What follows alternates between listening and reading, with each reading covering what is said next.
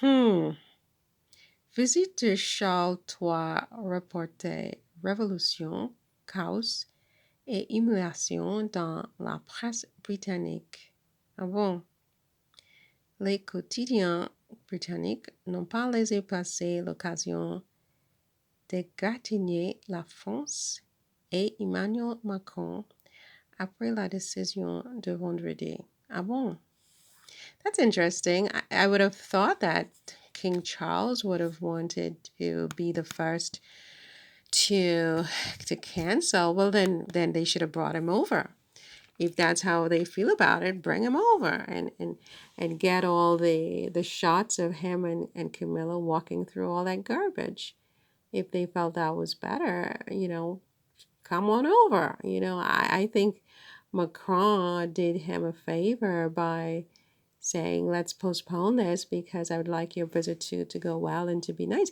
But I mean, if the British people feel that way about it, bring him over. Let's have him over. Let's, let the Parisians, do their thing. I mean, and believe me.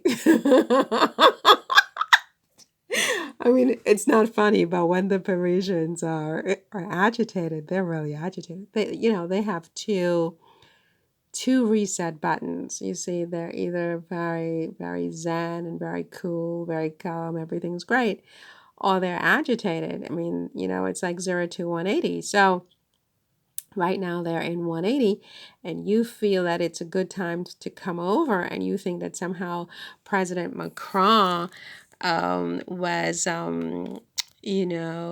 wrong to say that you you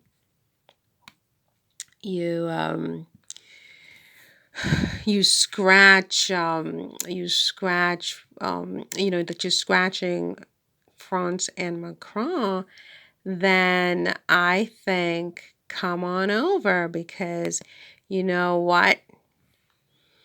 Then maybe you want to have this experience. You want to have this experience. I mean, I think Macron saved you, but if that's how you feel, come on over, right? Come on over. If that's how the British press, they should come with you too, unless they just want to do it to make Paris look bad because it's just not the time for the visit. Anyway, listen, whatever.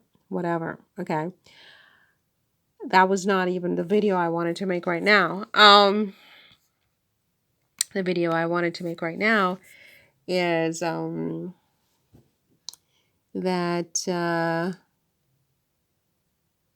this House of Windsor division, and I think it's going to be very bad for the future of the monarchy in a very serious way. And I think it will be quicker than people think. I think these kinds of things. I don't know how long the French were dissatisfied with Marie Antoinette um, and Louis XVI, I believe it was, before they chopped their heads off. But it seems to me that these types of things can just get out of control really quickly and go really fast. And um, I say that to say that, things are very, very, I think it's a very bad time. I think it's a very bad time. And I think that, you know, King Charles and Camilla really have to think about unifying the House of Windsor because, as I said before in the video right before this one, a house divided against itself cannot stand. And this is the message. This is the message that I'm getting through my ears, through my wires in my head, and that I'm passing, I don't know to whoever needs to hear this. A house divided against itself cannot stand. It's an urgent message, right?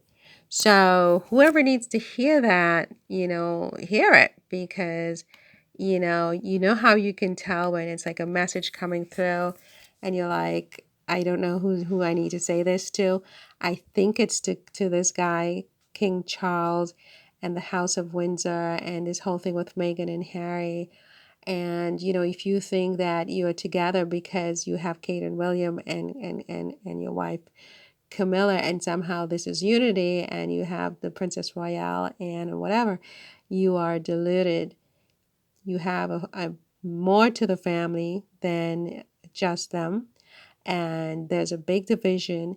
And the people in the society in England, in the Commonwealth, in other parts of the world, even here in France, there are a lot of people in France, I'm shocked, who are very, very pro Meghan and Harry. Many are against, but many are pro. Um, so there's this division. It's growing. It's growing. And it's bad news for the monarchy.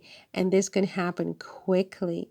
You could even find yourself, dethroned um, before you pass the throne to William.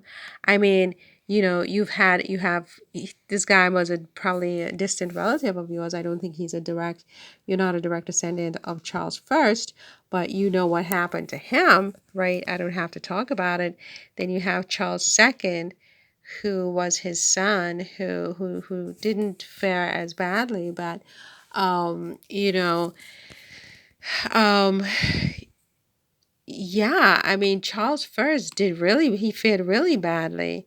And, things can happen really quickly. And so I think the energy is wrong. I think that it's not a good energy. I think you being King Charles should make some adjustments, and you should make some bold moves, and you should go down in history as a hero king, and there are many ways that you can do that.